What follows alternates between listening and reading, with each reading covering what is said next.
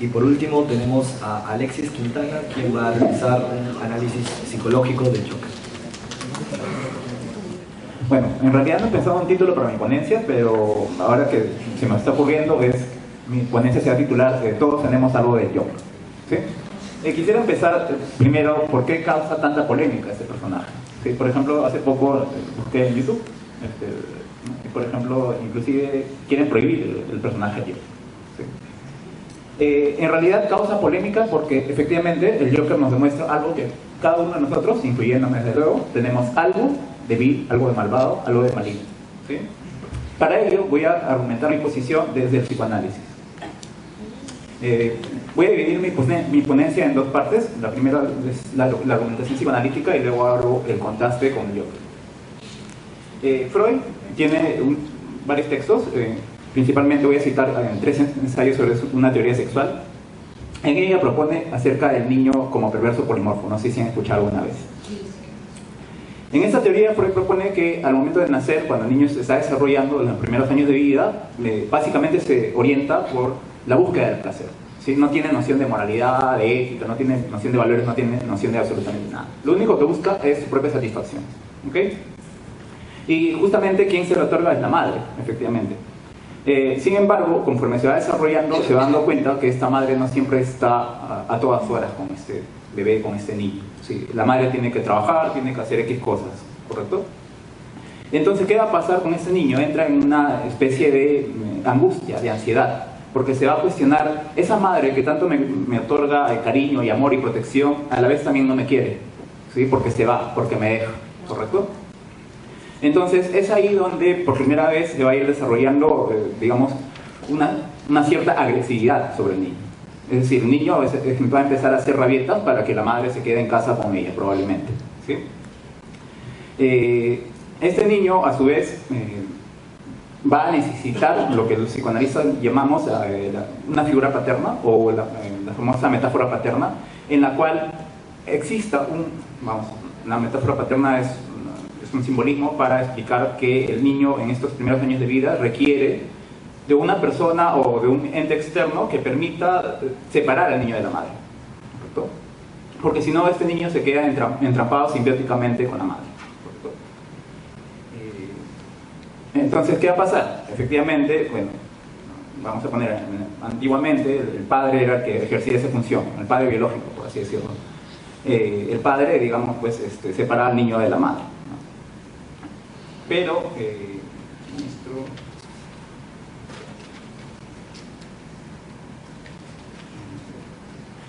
el padre es el que separa al niño de la madre. Sin embargo, ¿qué va a pasar?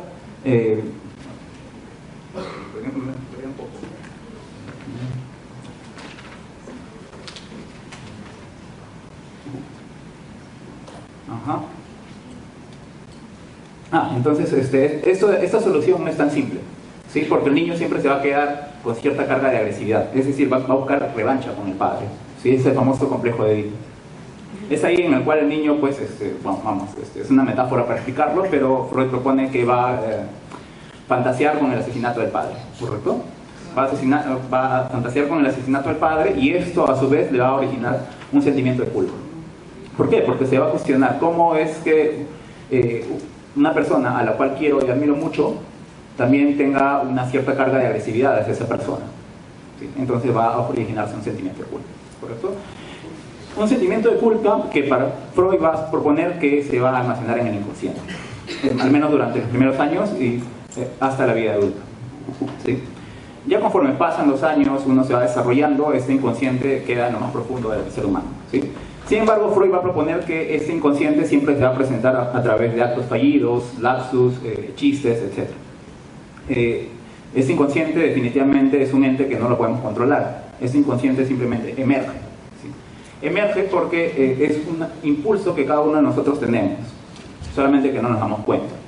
Por ejemplo, un ejemplo del lapsus del inconsciente es los congresistas, ¿no? O los alcaldes cuando juran por Dios y por la plata, ¿no? O por ejemplo, a mí mismo me sucedió hace bastante tiempo.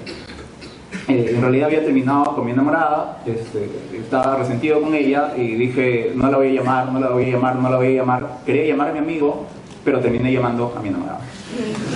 Y uno dice, ¿por qué rayos sucede esto? O sea, uno mismo se cuestiona, ¿por qué rayos sucede esto? Y es que en realidad no lo controlamos, ¿sí? Es algo sobre lo cual no tenemos voluntad, ¿correcto? Ahora, he tratado de resumir toda la teoría psicoanalítica para no aburrirlos mucho, y ahora voy a hacer un contraste con lo que sucede en el Joker, ¿correcto? Al menos en el de Christopher Nolan, porque hay otras versiones como la de Killing Joke que ya mencionaron mis compañeros. En la versión de Killing Joke, de Christopher Nolan, tenemos al Joker justamente como una representación de ley. Si Freud propone que nosotros tenemos tres grandes estructuras psíquicas: el superyo, que vendría a ser como la especie de figura paterna que les acabo de mencionar, el ello, que vendría a ser los impulsos. Y entonces, en este análisis que realizo, el Joker de Christopher Nolan vendría a ser el ello, ¿sí? Vendría a ser aquello inexplicable que simplemente emerge. Y justamente lo curioso, he estado revisando, de repente en otras obras sí se menciona sobre el origen del Joker, pero al menos en el de Christopher Nolan no se menciona el origen del Joker. Simplemente es un personaje, creo que una de las primeras escenas es cuando aparece frente a los mafiosos. Y nada más. Es más, se dice cuando, no sé si hay una escena, si bien recuerdo, en la que Batman comienza a hablar con Alfred y le dice que este Joker no tiene identidad. ¿Sí? No hay nada sobre él, no hay un origen, no hay rastro de él, no se sabe quién es.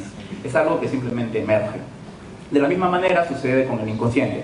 En el inconsciente es algo que simplemente emerge y busca salir, ¿sí? Busca salir a la luz, a flote, de aquello que verdaderamente uno desea, ¿correcto? Y esto viene a representar el Joker. De hecho, otra escena muy famosa en la obra de Christopher Nolan es cuando el Joker trata de poner a prueba a Batman, ¿no? Y de hecho, no sé si recuerdan la escena en la cual, del interrogatorio, en la cual el Joker le pone a prueba, le dice, ¿no? Ahora vas a elegir entre tu amada o tu deber, ¿no?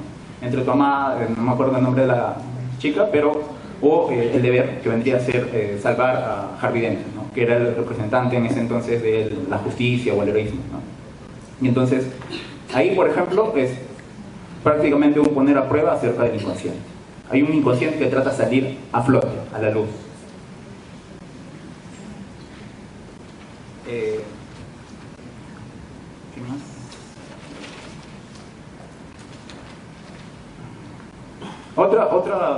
Otro paréntesis que también quiero realizar es por qué el Joker tiene esta apariencia de payaso.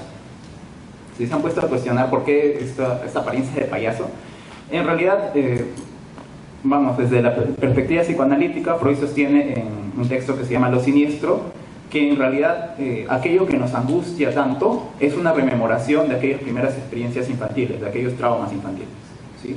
Y que si uno se pone a pensar, son familiares, porque son cercanos, son eventos que nos han sucedido en el pasado, pero que nos rememoran en la actualidad. Entonces, si uno se pone a pensar, ¿por qué payaso? Porque justamente el payaso viene a algo familiar, algo amable, un lado positivo, pero justamente lo genial de esto es que, no sé quién es el creador del Joker, no tengo el nombre, pero sí, por ahí más adelante lo tenemos, es que escoge a un personaje que es amable, que presenta el lado positivo de la vida, para transformarlo en lo opuesto, ¿sí? Entonces, ¿esto qué significa? Que en realidad las personas tenemos esos lados, ambos lados, tanto el lado positivo como el lado negativo.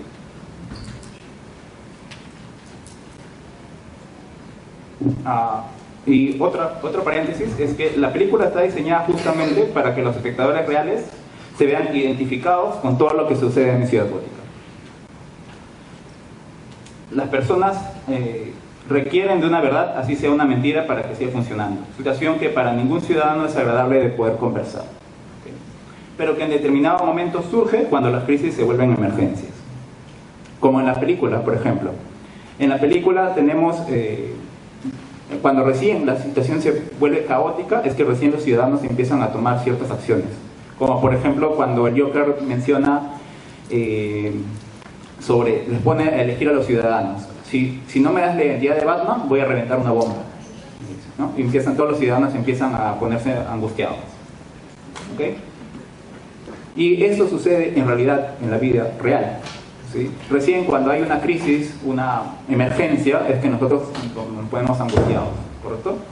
Un ejemplo de esto es, por ejemplo, los movimientos actuales que se vayan todos, ¿no? O la creciente preocupación por los recientes hechos de violencia y crímenes cometidos por extranjeros. Lo poético de la obra de Christopher Nolan es que justamente sabe aprovechar estos sentimientos de impotencia del espectador y los transforma en una película. Por ejemplo, en ella no se menciona cuáles son los orígenes del Joker. Si alguien tiene una referencia exacta, de repente más adelante lo podemos conversar, pero desde el psicoanálisis podemos decir que es justamente como el inconsciente que surgen de los factores con los cuales se vincula la angustia infantil, jamás extinguida totalmente en la mayoría de los seres humanos. Entonces, ¿por qué el Joker se comporta de una manera tan vil, cruel y despiadada? Al menos en la obra de Christopher Nolan no tenemos referencias. Creo que en la de Killing Joke tampoco, no tenemos referencias. No hay referencias sobre su infancia, por ejemplo. La hipótesis psicoanalítica sería de que algo durante su proceso de desarrollo en su infancia, específicamente con la figura de autoridad o la figura paterna, ha fallado, ¿no? Esa sería la hipótesis psicoanalítica, pero en la obra de Joker no encontramos referencias sobre su infancia. Entonces, bajo este modelo que se presenta, es que el Joker representa solamente al ello, ¿sí? A ese inconsciente que quiere salir a flote.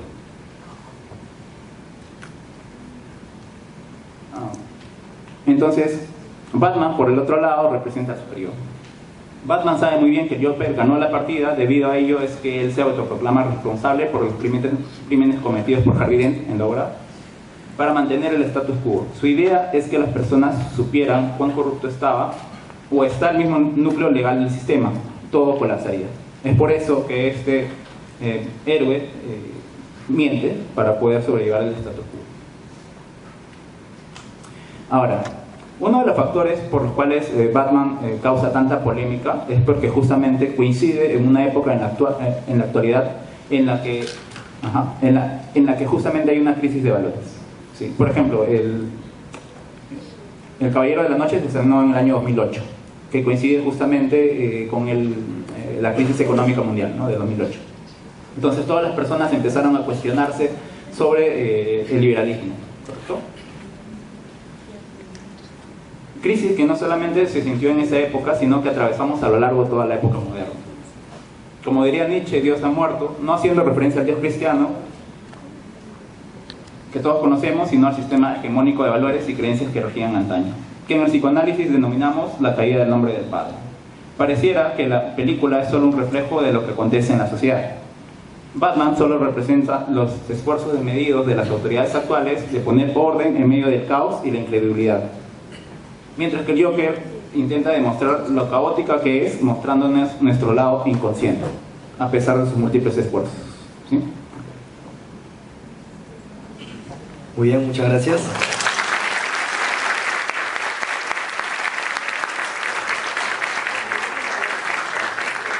Muy bien.